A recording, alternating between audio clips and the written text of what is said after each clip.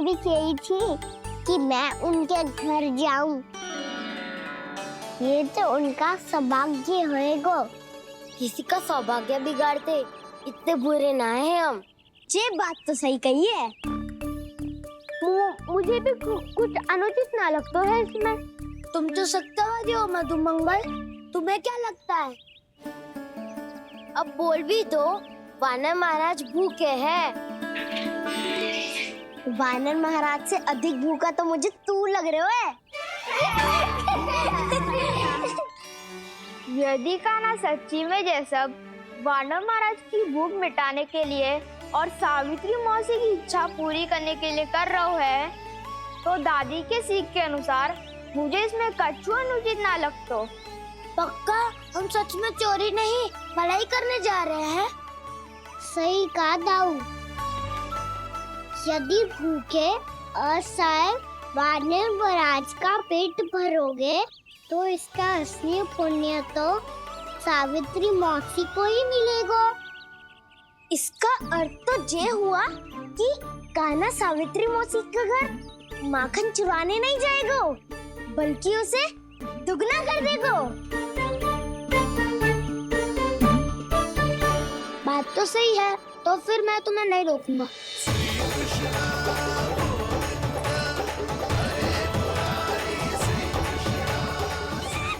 पर इस बार हम तुम्हें अकेले न जाने देंगे सखा। हाँ, हमें भी पुण्य अर्जित करना है और माखन भी।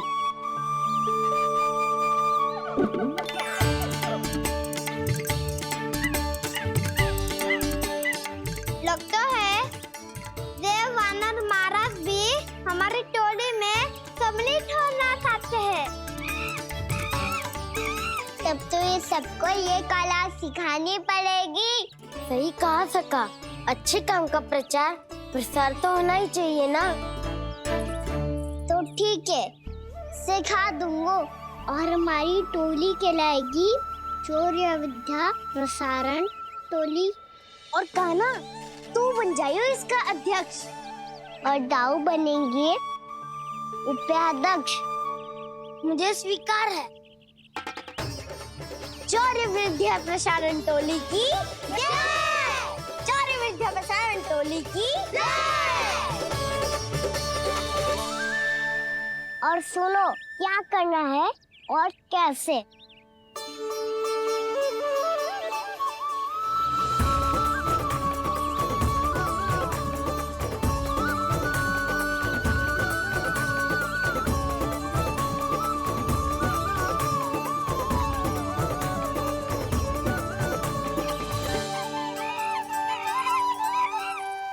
आया कन्हैया रे आया रे माखन का चोर, रोके रुके ना ये सरपट लगाता है दौड़। तुम सब वहाँ छुप जाओ, मैं भीतर देखता हूँ। ना ध्वनि कोई हो ना पता कुछ लगे, आए चुपके से ग्वालों की टोली। चाहे कितना बचाओ छिपाओ कहीं, सारा मक्खन ये कर जाए खाली। मुख से तो लगता है सरल ये बड़ा भीतर से चंचल ये छल से भरा है ये नटखट बड़ा चिच्चोर।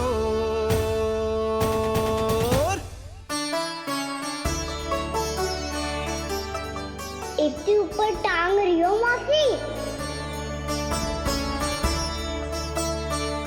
कान्हा सच में आ गयो तो मैं तो धन्य हो जाऊंगी।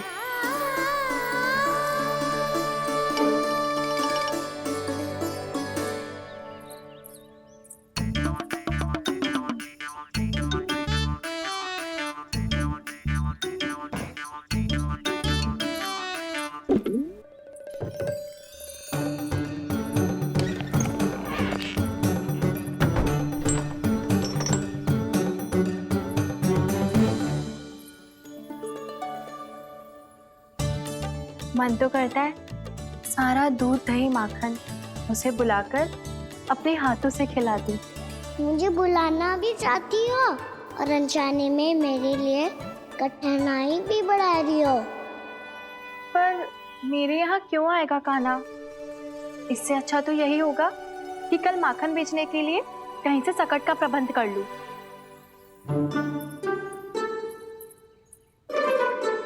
छुप जाओ, छुप जाओ।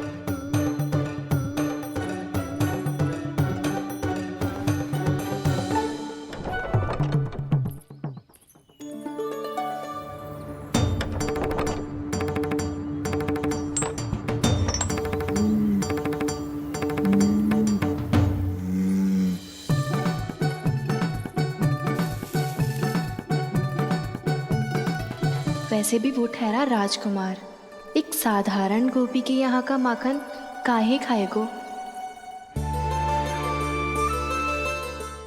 तो भी बावली हो गई है सावित्री। कान्हा आना भी चाहे तो इतनी दूर आएगा कैसे?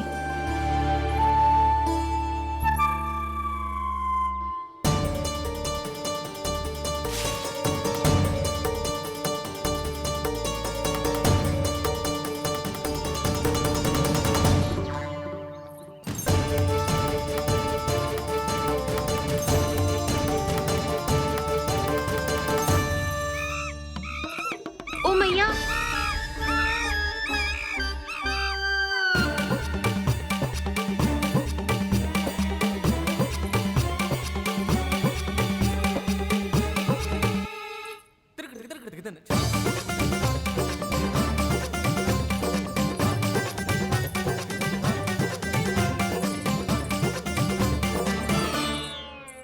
सब खड़े हो जाओ।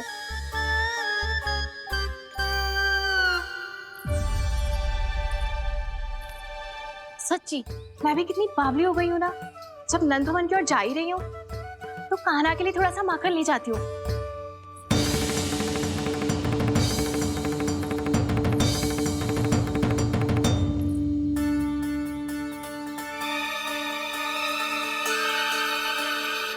कान्हा, यहाँ ये मेरा स्वप्न है या फिर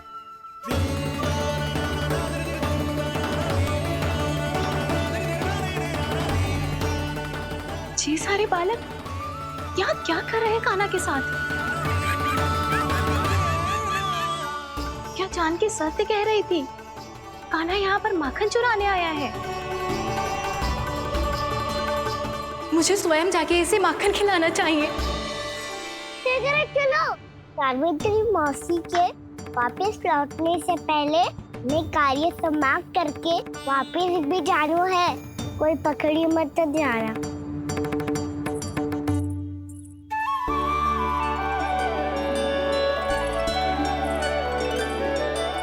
ये मुझे देख के भागो तो ना ना, ये जो कर रहा है, जैसे कर रहा है, मुझे करने देना चाहिए।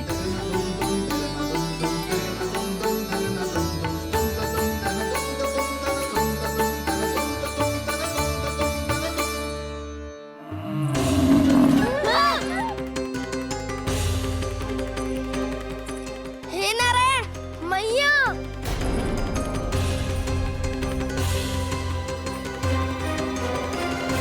और भूखे पेट तो वो हिंसक हो जाता है। कान्हा तूने सुना है ना कैसे सींग घुमा के और लाते उठा उठा के मारता है। बलराम नहीं है जो तुम्हारी रक्षा करेगा, बर्दर है वो।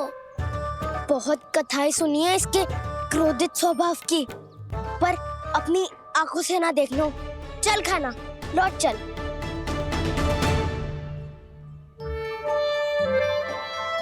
रुक जाओ, चिंता की आवश्यकता ना है। हम पे क्रोध ना करेगो ये।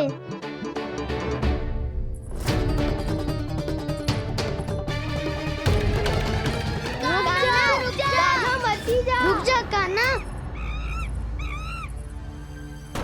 रुक जा कान्हा, लौट जाना।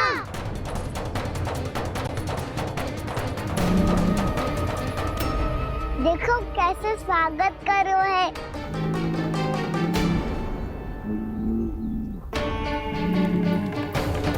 व्यर्थ ही भयभीत हो तुम सब।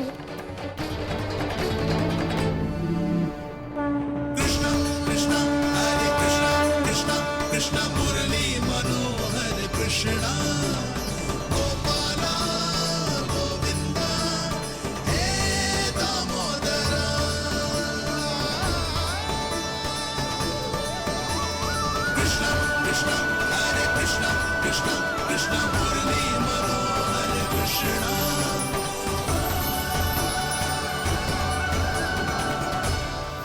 बाल कृष्ण ने छुआ तो एक साधारण बैल को है माँ, पर उनके स्पर्श का अनुभव मुझे हुआ है। बलधर, ये जो वानर महाराज है ना, ये मेरे सखा है, बहुत भूखे हैं ये, इसीलिए हम इनके लिए तनिक माखन देने आए हैं। हमारा साथ दोगे ना? मैं भी बहुत भूखा हूँ प्रभु। सावित्री मैया चारा देना ही भूल गईं। आप मुझे खोल दीजिए ना। आप भी अपना कार्य निर्विघ्न कर लीजिएगा और मैं भी घास चर के अपनी भूख मिटा लूंगा।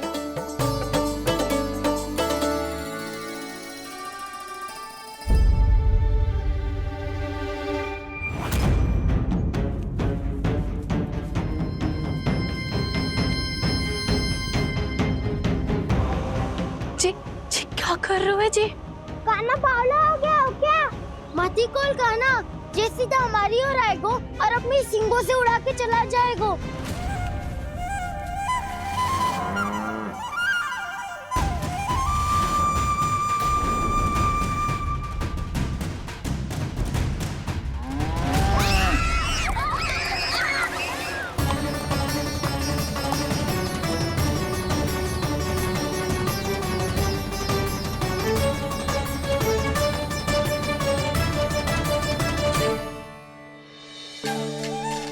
जी कैसे संभव है?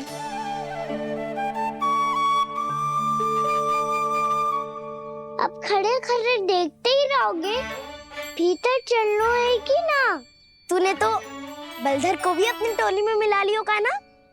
भैया कहती है मैं बात विशेष हूँ, तो अब विशेषता दिखानी तो पड़ेगी।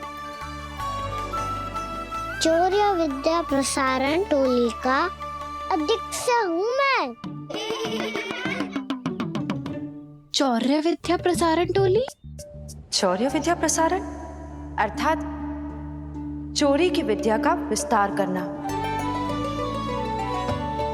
प्रभु, ये बाल कृष्ण कैसी सीख दे रहे अपने सखाओं को? द्वार तो बंद है, भीतर प्रवेश करने का कोई उपाय तो खोजना पड़ेगा। सच्ची में मति भ्रष्ट हो गई है मेरी। अब अंदर कैसे जाएगा काना? कहीं वापस ना चला जाए। मिल गो उपाय काना।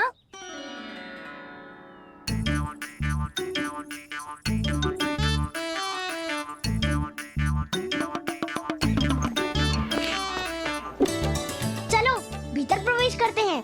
रुको, सीधे प्रवेश ना करते, पहले जांच पड़ताल करते हैं कि भीतर कोई है कि ना। पर सावित्री मौसी को तो हमने बाहर जाते देखा था, और कौन हो सकता है भीतर? ऐसे बार बलदर था, वैसे भीतर कोई और हो सकता है नारायण, फिर तू ही जा, मैं ना जाऊंगा भीतर। माखन चुराना भी सरल ना है, सिर तक रहना पड़ता है। माता यशोदा यदि ये सब देख लें तो उनके मन को कितना दुख पहुंचेगा।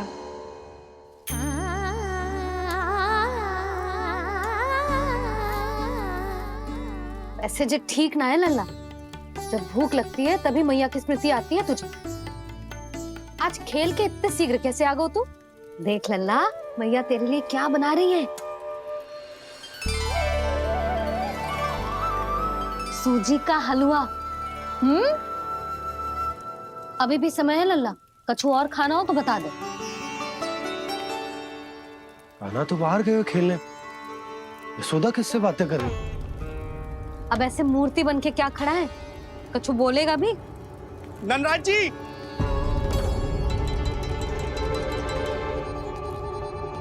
नंदराज जी, लगभग सभी को सभा की सूचना दे दी है और जो तनिक दूर रहते हैं उनके बंसी गए है सूचना देने के लिए, और उपनंद भैया आपकी चौपाल में प्रतीक्षा कर रहे हैं। चलो। देख लल्ला, अभी क्षण भर पहले तो पीछे ही खड़ा था, कहाँ चला गया? देख लल्ला जी, लुक्का छिपी खेलने का समय ना है।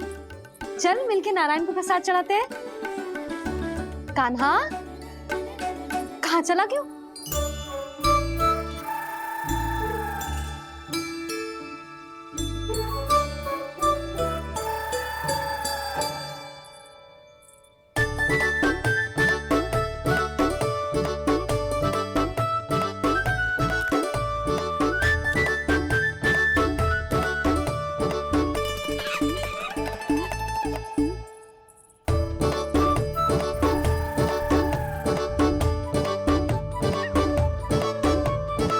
पशुओं से तो ऐसे बात कर रहे हो जैसे इनकी भाषा समझते हो।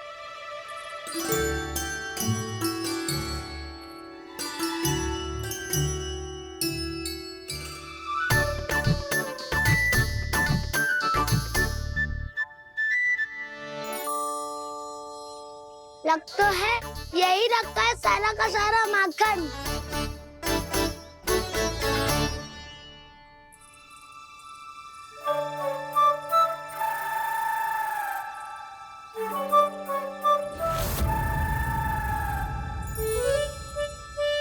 कान्हा, मुझे प्रयास करने दे, मैं आसानी से कर लूंगा।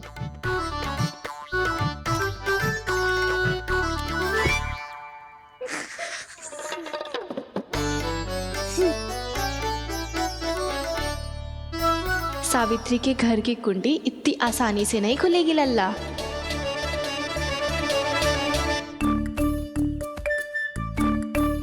कहो तो मैं ही तोड़ दूं द्वार। ना ना, चिंता मत कर कान्हा, पीछे मुड़ के देख, सारा का सारा माखन ऊपर ही तो लटक रहो है। कोई लाभ ना होगा गाँव, माखन तो वो रो।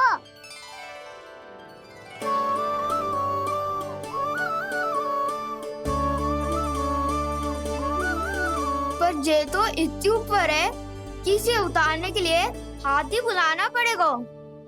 तो क्या अब हमें माखन ना मिलेगा?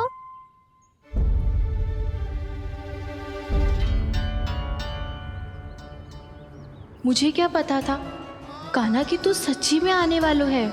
ना तो मैं इतनी ऊपर लटकाती ही ना, ऊपर से चौकी भी रसोई घर में बंद है। ये तो स्वयं चाहती है कि कृष्ण इनका माखन चुरा लो। अविश्वसनीय है ये। यही तो लीला है देवी, लीलाधर श्री बाल कृष्ण की लीला, श्री बाल कृष्ण की लीला। कोई उपाय ना है कान्हा? इतनी पर्वत जितनी ऊंचाई पर तो चढ़ ना सकते हम।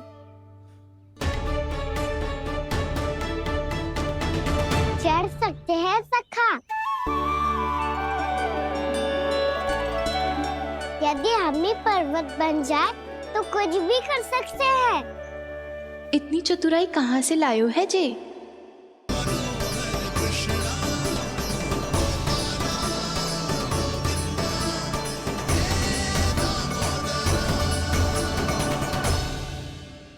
सबसे ऊपर कौन चढ़ेगा?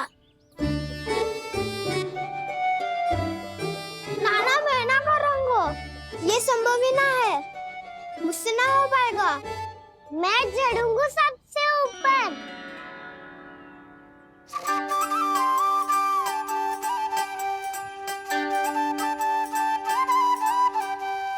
आया कन्हैया रे, आया रे माखन का चोर। न ध्वनि कोई हो न पता कुछ लगे, आए चुपके से ग्वालों की टोली। चाहे कितना बचाओ छिपाओ कहीं, सारा मक्खन ये कर जाए खाली। मुख से तो लगता है सरल ये बड़ा भीतर से चंचल ये छल से भरा है ये नटखट बड़ा चिच्चोर।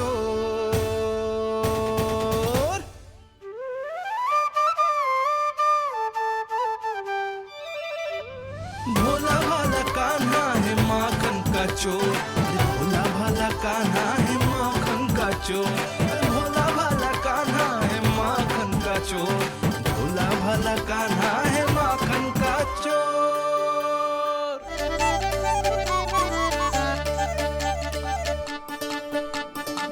कान्हा की योजना सफल हुई, माखन मिल गयो। तैयार हो सब? हाँ। तो लो फिर। अब खाएगो जी मेरा माखन।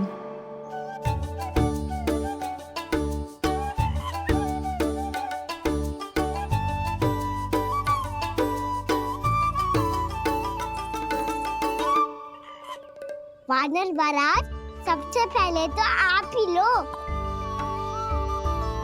हैं?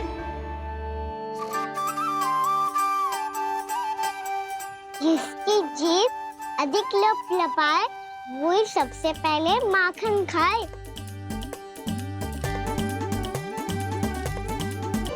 स्वयं हाथों से अपने ये बांटे, पूरी टोली को माखन खिलाए, बड़ा नटखट है नंद किशोर। लो दाऊ, ये आपका। सारा माखन जे इन सब में बांट रहो है, स्वयं ना खाएगो। भोला भाला कान्हा है माखन का चोर, अरे भोला भाला कान्हा है माखन का चोर, अरे भोला भाला कान्हा है माखन का चोर। इतनी देर बाद ही सही, अब खा रहे हो जी मेरे हाथ का माखन। प्रभु, ये जो भी करते हैं उसके पीछे कोई ना कोई उद्देश्य अवश्य होता है। मैं ये जानने के लिए आतुर हूं कि इस माखन चोरी की लीला के माध्यम से कौन सा संदेश देना चाहते हैं ये। बस यही कि यदि कोई भक्त सच्चे हृदय से भगवान का स्मरण करे तो भगवान अवश्य आएंगे और अपने भक्तों के कर्मों को सुधारने की प्रक्रिया प्रारंभ कर देंगे। फिर चाहे वो भक्त जानकी हो या सावित्री। कृष्ण माखन नहीं खा रहे देवी, ये तो अपने भक्तों के दुष्कर्मों को मिटा रहे हैं ताकि उन्हें जीवन और मृत्यु के चक्र से मुक्ति दिला सके। पर प्रभु, ऐसे तो सारा संसार इन्हें माखन चोर बुलाएगा। ये माखन आत्मा की तरह है और आत्मा तो सदैव से ही परमात्मा की होती है। इसीलिए कृष्ण जो चुरा रहे हैं वो माखन नहीं, ये तो इन गोपियों की चित्त है देवी। अब से जो भी व्यक्ति इन्हें माखन चोर बुलाएगा वो इन्हें प्रेम से चित्त चोर कहकर भी पुकारेगा, वो इन्हें प्रेम से चित्त चोर कहकर भी पुकारेगा।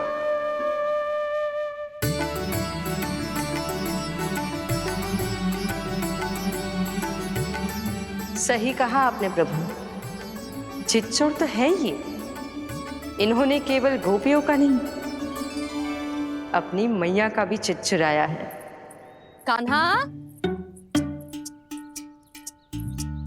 देख लल्ला, अब सामने आ जा। लल्ला,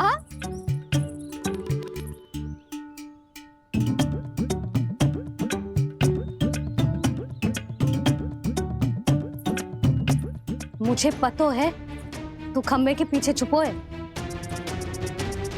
बाहर निकल।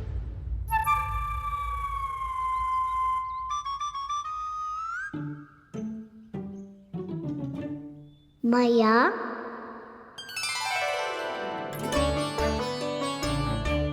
रुक लल्ला,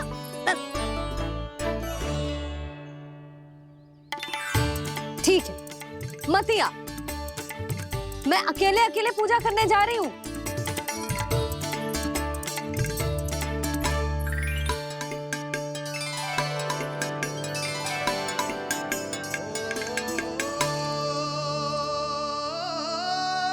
बस ऐसे ही पहले अपनी मैया को सताया कर और फिर अपनी जे निर्दोष सी मुस्कान से मेरा मन मोह लिया कर।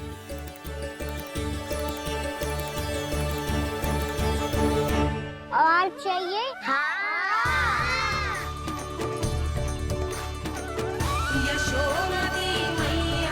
ये तो फिर से माखन बांट रहा है। इसका इतना साहस। यदि यही सब करना तो मुझसे आज्ञा क्यों नहीं ली? मैं अपने हाथों से बहुत प्रेम से खिलाती, पर ये तो चोरी कर रहा है। इसकी आज्ञा ना दे सकती मैं। मेरा माखन व्यर्थ में सब में बांटने चलू है।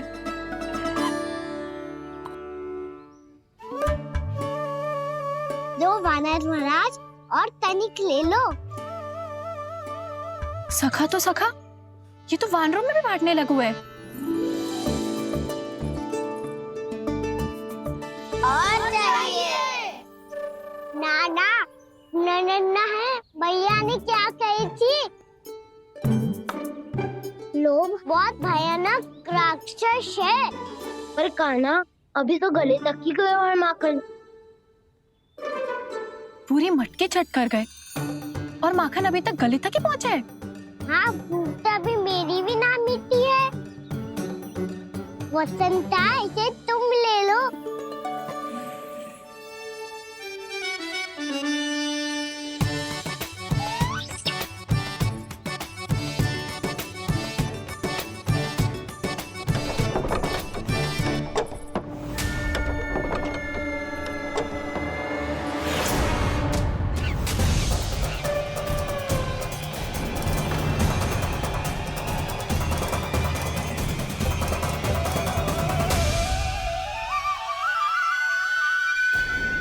ना, लोग बहुत भयानक राक्षस है। जी अच्छी बात ना है कान्हा। अभी चल के यशोदा जी को बताती हूँ।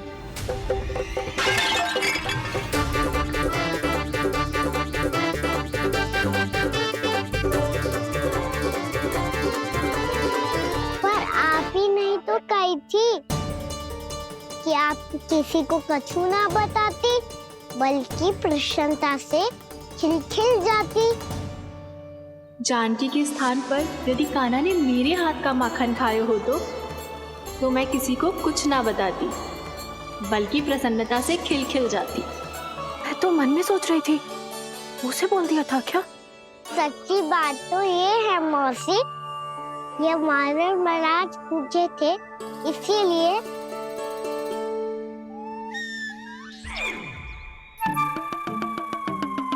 कल मैं इसीलिए ना बेच पाई क्योंकि हाट जाने के लिए सकट ही ना मिलो, और आज बेचने के लिए तो माखन ही ना बचो। चिंता मत करो मौसी, 2 गुनों से भी अधिक मिलेगा। भूखे की भूख मिटाने का पुण्य प्राप्त किया है आपने। बस आप मैया को कछु मत बताइयो।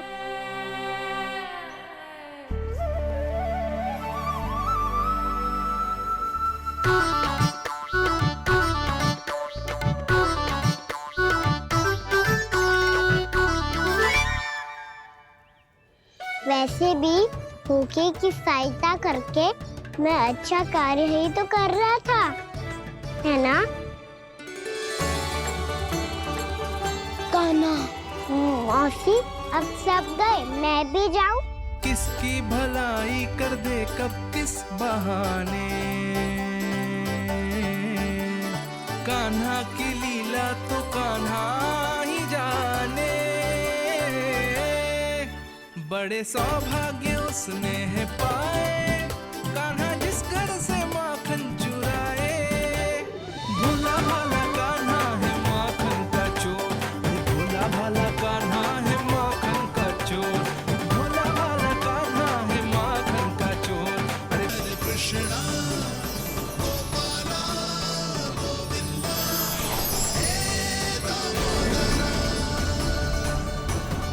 भाग्यो,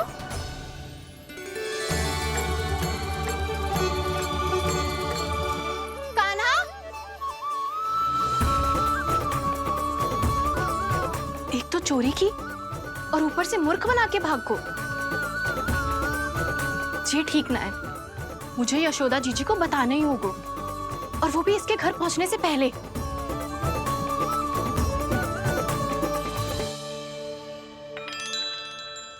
अरे पल्लू मत खींच, तनिक रुक जा, दे रही हूँ, पूजा तो करने दे।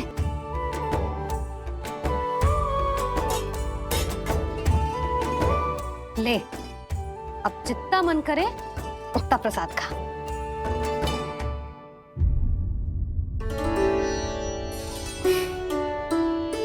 या तो मैं सच्ची बावली हो गई हूँ कि मुझे हर समय कान्हा दिखता रहता है, या फिर मेरा लल्ला कुछ अधिक ही विशेष है कि मेरे साथ ना होके भी सदैव अपनी मैया के साथ ही रहता है।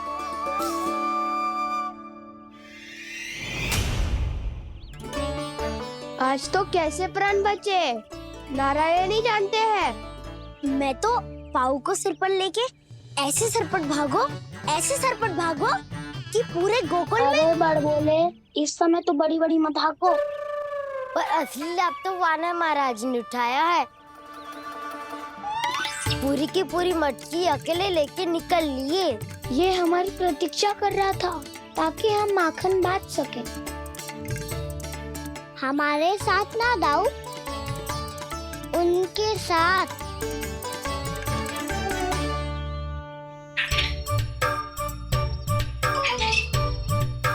मैं समझ गो कान्हा, एक ना सभी जानवरों की भूख मिट जाए, इसलिए गया था तू सावित्री मौसी के यहाँ माखन चुराने।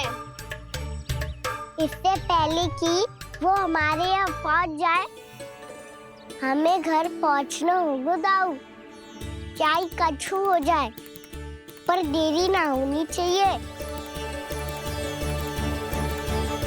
इससे पहले के बहुत समय बीत जाए, हमें ये समझना होगा कि लोभ आदमी की बुद्धि को भ्रष्ट कर देता है, हमारे सोचने समझने की क्षमता को नष्ट कर देता है। बहुत समय पहले की बात, एक साधु था। वो सुनसान घने जंगल में रहकर साधना करता था। ब्रह्म ज्ञान को प्राप्त करने ही वाला था कि अचानक से एक दिन उसे एक सुनहरी बिल्ली दिखाई थी। उसने उसे देखो तो सोचो कि ये तो बहुत सुंदर है, इसे तो मेरे पास रहना चाहिए, और उसने उस बिल्ली को अपने पास रख लिया। फिर उसने सोचो कि इसे तो दूध की आवश्यकता होगी और उसके लिए गाय की, तो उसने एक गाय भी रख ली। अब गाय को चारे की आवश्यकता होगी और चारे के लिए भूमि की। नारायण की कृपा से भूमि का प्रबंध भी हो गया। अब भूमि को जोतनो है, चारा उगानो है, चारा काटनो है और उसे गाय को खिलानो है। गाय को खिला के उसे दूध निकालनो है और दूध निकाल के बिल्ली को पिलानो है। कार्य बढ़ गो। अब उसे लगो कि सहायता के लिए 2 जोड़ी हाथ और होने चाहिए, तो उसने विवाह भी कर लियो।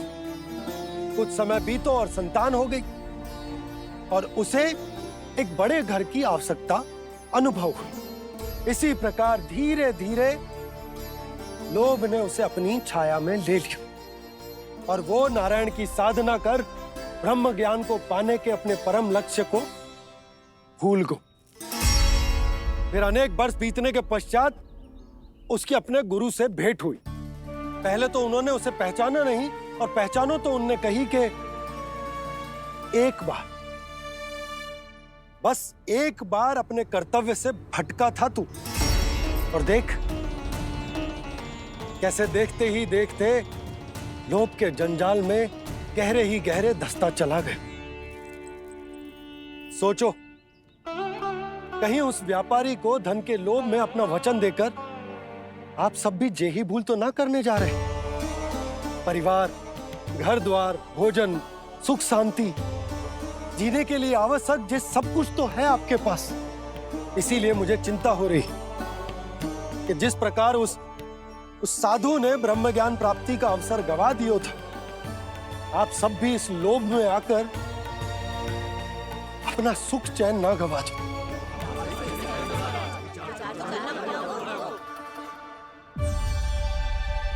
लग तो है बात सबको समझ आ रही है।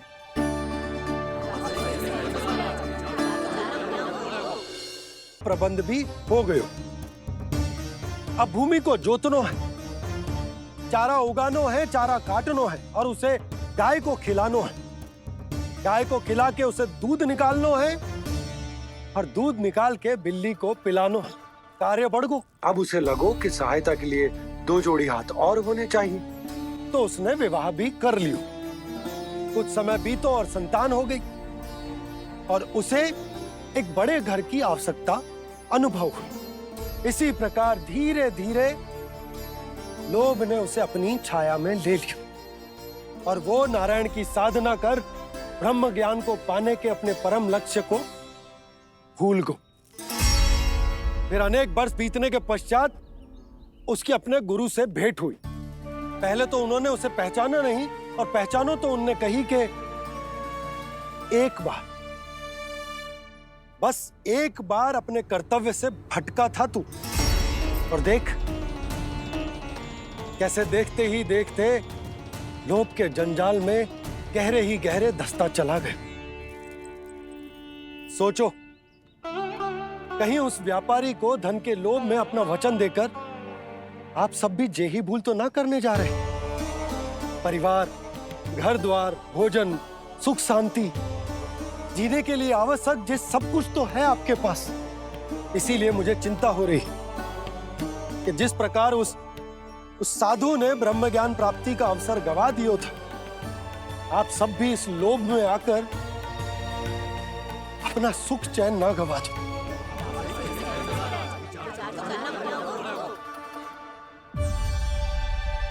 लग तो है बात सबको समझ आ रही है।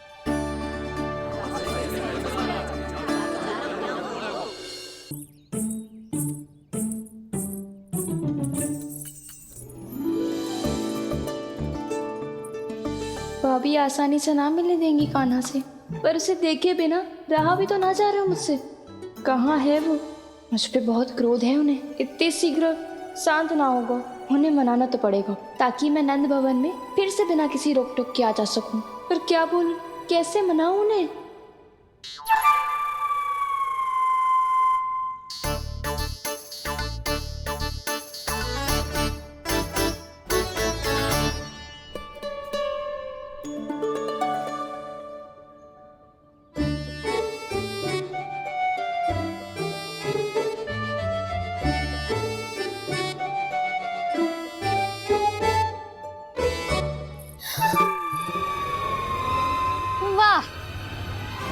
जिसने मेरे लल्ला पर चोरी का आरोप लगायो, वो ही आज मेरे घर में चोरी चोरी प्रवेश कर रही है। नाना भाभी, ऐसी कोई बात ना है।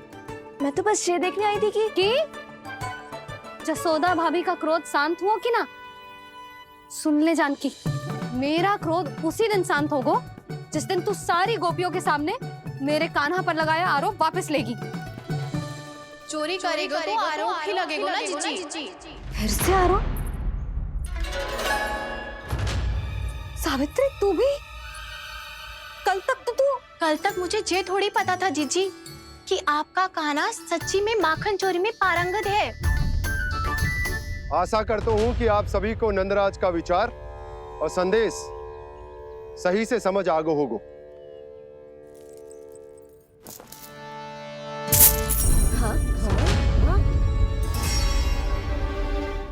सिक्कों की खनक बता रही है कि पोटली कितनी भारी है। एक ही दिन में कितनी धन पा गई जे। हमें भी इससे अधिक धन अर्जित करना होगा, तभी तो हम अपने उज्जवल का भविष्य उज्जवल कर पाएंगे। पहली बार कछु बुद्धि की बात की है तूने। नंदराज, हमारे मन में आपका बहुत सम्मान है, पर हम जो करना चाह रहे हैं वो लोभ ना है, वो तो विकास है। हाँ नंदराज, हम अपना और अपने संतानों का भला बुरा सोचे बिना कब तक अपना जीवन इस प्रकार जीते रहेंगे? फिर पिछले 4 वर्षों से हमने आपको कर भी तो ना दियो है। मुझे तो लगता है कि नंदराज की बातों पर शांति से सोच विचार के बाद ही कुछ निर्णय लेना चाहिए। ऐसा मौका बार बार ना दो। नहीं, हमें सोच विचार कर निर्णय लेना है सबने।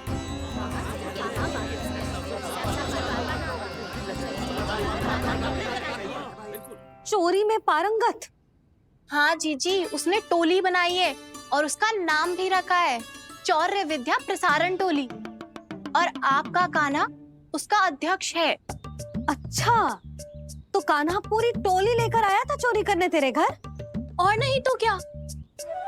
पर एक बात बताऊं जीजी, मेरे बलदर को देखकर किसी का साहस ना हुआ भीतर जाने का, पर आपका कान्हा इतना साहसी है कि बिना भयभीत हुए इतने भयंकर बैल के निकट चले गए। सच्ची? और तेरे रक्षक बैल ने कुछ ना किया उसे? है ना अचरज की बात।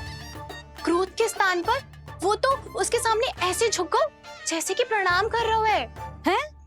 और जीजी, आपका कान्हा साहसी ही ना, बहुत चतुर भी है।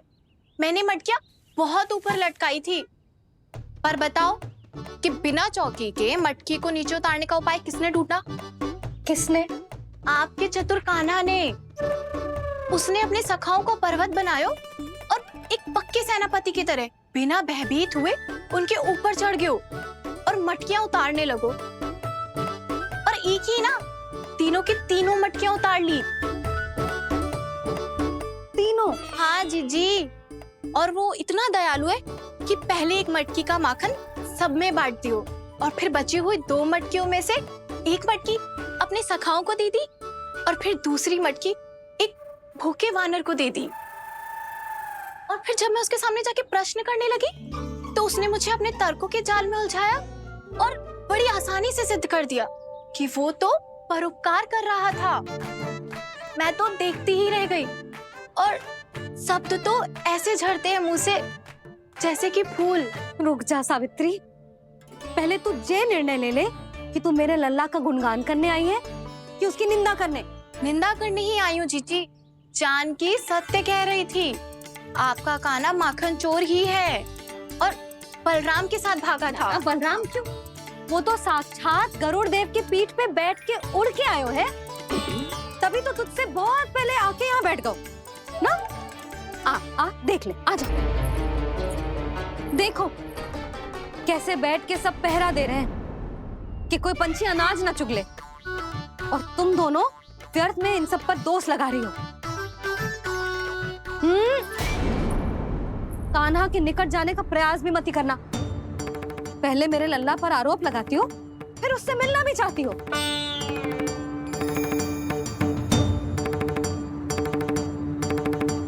पर जीजी चोरी? अरे उसे तो चोरी का अर्थ भी ना पता होगा। तुम दोनों को नारायण का भय भी ना है क्या? हाँ, मेरे लल्ला पर आरोप लगाने से पहले तुम दोनों को लज्जा ना आई? हे नारायण, अब आप ही बताओ मैं क्या करूं। लग तो है किसी की घोर दृष्टि लगी है कि बार बार मेरे लल्ला पर आरोप लगते हैं। किसी की क्या, तुम दोनों की दृष्टि लगी है। या तो तुम दोनों मनगढ़ंत कथाओं को सत्य बताना छोड़ दो, या फिर कृपा करके मेरे घर आना बंद कर दो।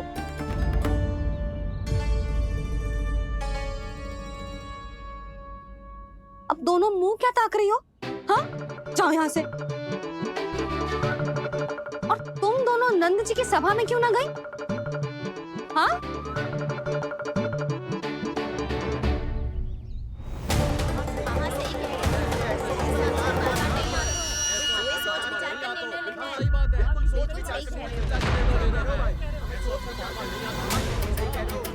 जी कौन? पहले तो कभी ना देखो इसे।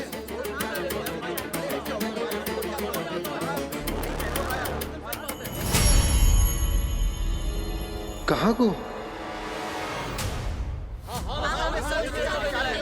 बस करो।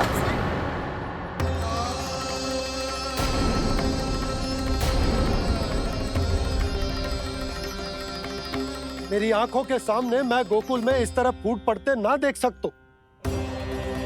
राजा हूं मैं, परंतु आज तक मैंने कोई भी निर्णय आप सब पर ना थोपो और ना ही आज थोपूंगा। मुझे पता है आप सबके पास कल सूर्यास्त तक को समय, इसीलिए मेरी विनती है कि आप घर जाकर रात्रि को इस बात पर पुनः विचार अवश्य कीजिएगा। सोचिएगा कि कोई भी व्यापारी अविश्वसनीय रूप से सस्ता क्रय विक्रय क्यों करेगा जब तक कि उसका कोई छुपा हुआ लाभ ना हो। हमें सोचना होगा कि कहीं हम उसके बिछाए जाल में फंस तो ना रहे।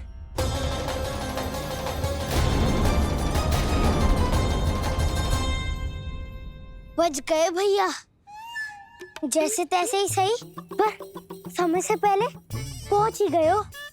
सावित्री मौसी तनिक सी बात को इतना बड़ा चढ़ा के बोल रही थी जितना उज्जवल भी ना बोलतो।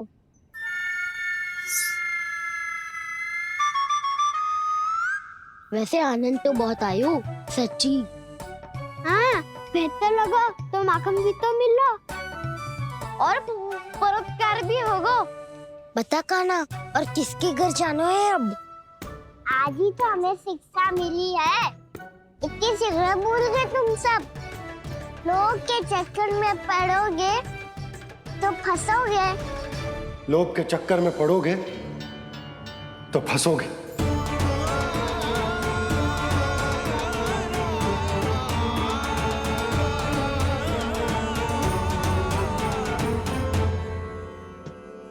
चोर चोर कह रही है मेरे निर्दोष से बालक को। अब तो इन दोनों ने अति ही कर दी है।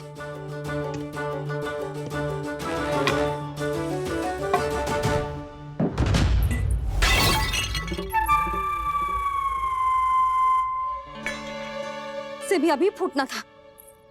वैसे ही मैं इतनी चिंतित हूं। कैसे समझाऊं इन गांव वालों को?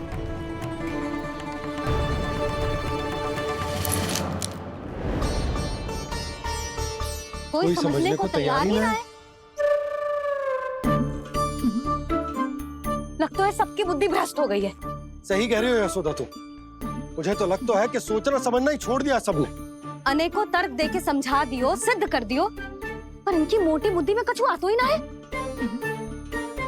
यशोदा तुम तो तर्क की कह रही हो, मैंने तो उदाहरण देकर समझाने को प्रयास किया, पर अपनी बुद्धि के आगे कछु ना समझ में आ रहा इन गांव वालों को। क्या सारे के सारे गांव वाले मेरे लल्ला पर आरोप लगा रहे हैं? जी क्या कह रही हो तुम? मैं तो गांव वालों की बात कर रहा हूँ जो नारायण के नाम पर वचन देकर उस अपरिचित व्यापारी को अपने दूध दही घी माखन सब देने को तैयार है। लो कर लो बात। मैं गोपियों की बात कर रही हूँ जो लल्ला पर माखन चोरी का आरोप लगा रही हैं। और आज तो सावित्री ने भी लल्ला को माखन चोर कह के पुकारो है।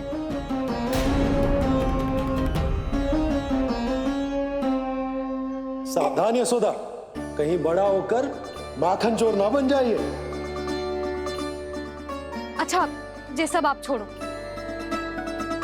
स्त्रियों की बात है, मैं संभाल लूंगी। आप ये बताओ सभा में क्या हुआ? गोकुल में फूट पड़ गई यशोदा, लोभ की फूट।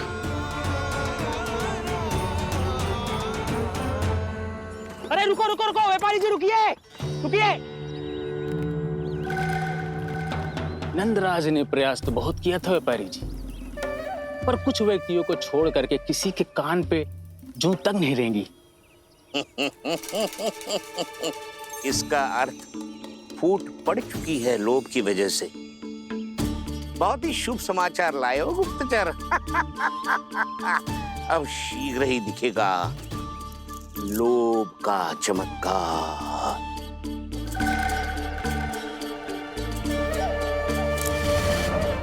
लोभ से बचने को जो पाठ हम कान्हा को पढ़ा रहे थे ना, आज वही पाठ मैं इन गांव वालों को समझाने में असमर्थ रहा।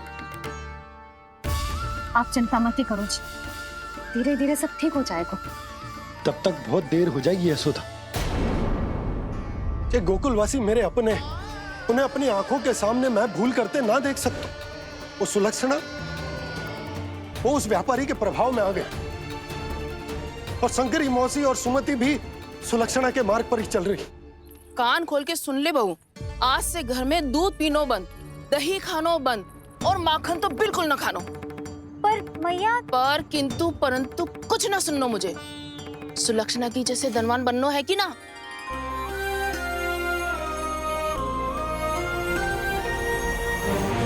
तो फिर जैसा मैं कहती हूँ वैसा कर। तभी तो अधिक से अधिक दूध, दही, माखन बेचकर अधिक से अधिक धन अर्जित कर पाएंगे हम।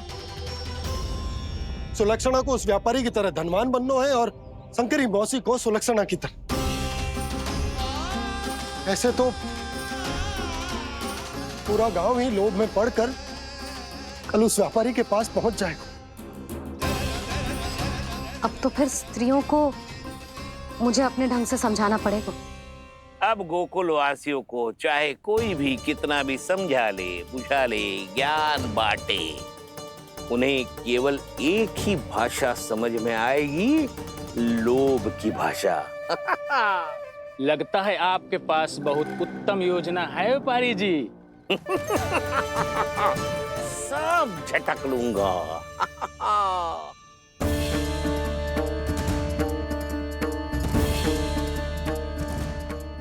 आपको क्या लगता है प्रभु, मैया के समझाने से गोपियाँ समझेंगी?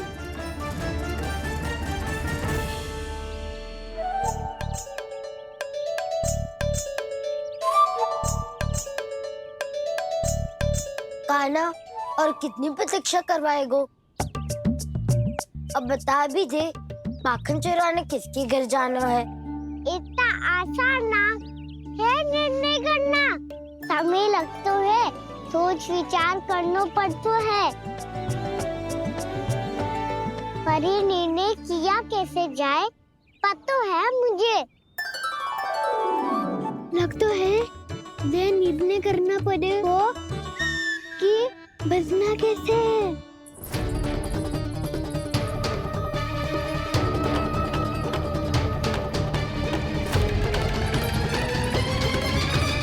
सावित्री मौसी ने हमारे चौदह विद्या प्रसारण के बारे में सबको बता दियो क्या?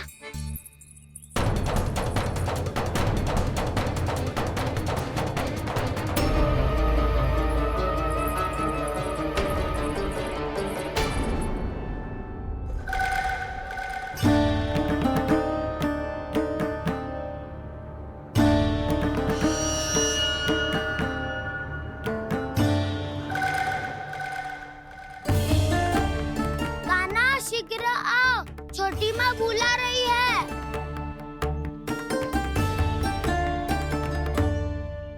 अब डांट भी पड़ेगी और कुटाई भी होगी।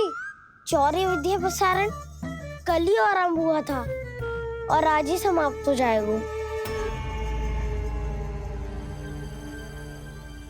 सब इतने गंभीर क्यों है आज? गंभीर तो होंगे ही ना दाऊ, क्योंकि मैया आज अच्छा वाला पाठ पढ़ाने वाली है।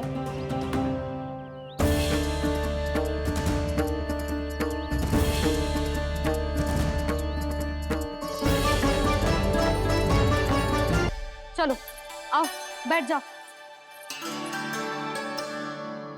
जशोदा जी बता तो दो, सवेरे सवेरे क्यों बुलाया है हम सबको? रुको, इतनी शीघ्रता क्या है? पहले इन बालकों को कुछ खिलाने तो दो। अभी खेलने निकलेंगे ना, पूरी दोपहरी दिखाई ना देंगे।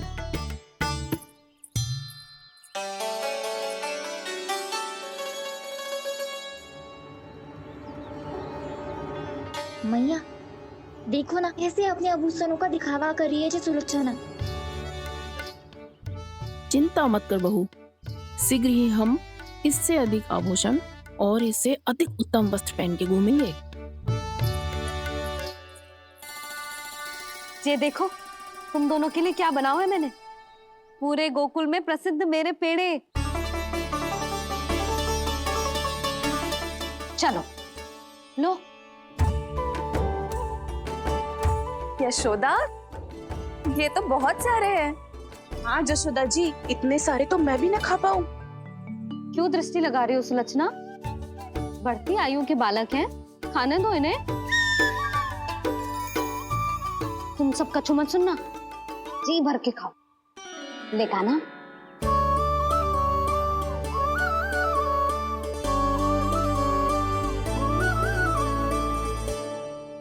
हे नारायण, मैंने अपने कान्हा को जो सिखाओ है, बस वे उसे स्मरण रखें और उसका पालन करें।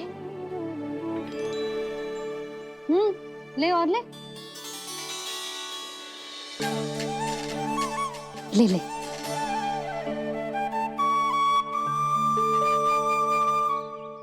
आज तो एक के बाद एक पेड़ मिल रहे हैं, वो भी बिना रोक टोक के। मैया 2 के बाद तीसरी मिठाई बड़ी कठिनाई से खाने देती है, पर आज सादा लाड पेड़ों के माध्यम से जिता रही है। कछु तो रहस्य है। प्रभु, क्या आप भी वही सोच रहे हैं जो मैं सोच रही हूँ? कोई परीक्षा तो नहीं ले रही है ये? किस सोच में पड़ गए तुम दोनों?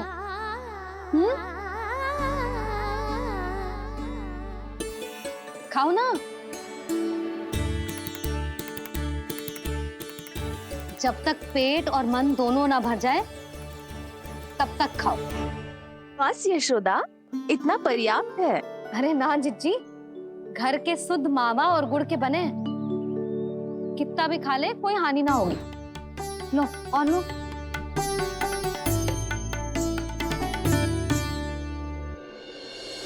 प्रभु, परीक्षा ही है ये तो खाए जा रहा है। कहीं मेरी दी हुई सीख भूल तो ना खाओ, सारा खेल बिगड़ जाएगा। सदैव स्मरण रखियो लल्ला, लोभ बहुत भयानक होता है, बहुत भयंकर। जो एक बार हमारे मन में प्रवेश करके हमें भीतर से ही जकड़ लेता है, इसके कारण हम अधिक से अधिक पाने की इच्छा करने लगते हैं। क्या हुआ कान्हा, रुक क्यों गो?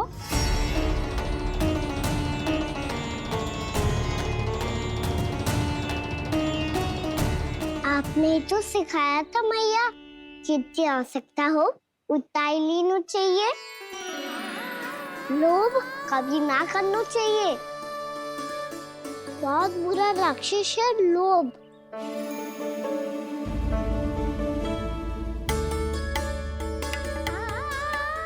थोड़ा और खाने में कोई बुराई ना है कान्हा, ले ले। ना मैया, लो मैं अधिक खाऊंगा तो फिर पेट पकड़ के बैठना पड़ेगा।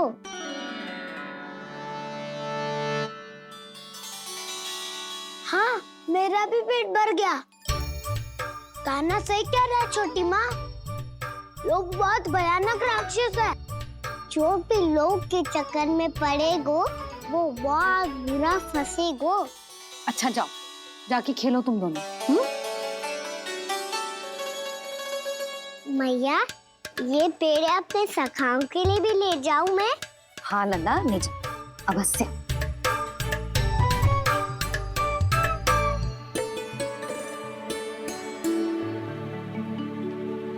देखो, जो बात इन नन्हे से बालकों को भी समझ में आ रही है, वो तुम सबकी समझ क्यों ना आ रही?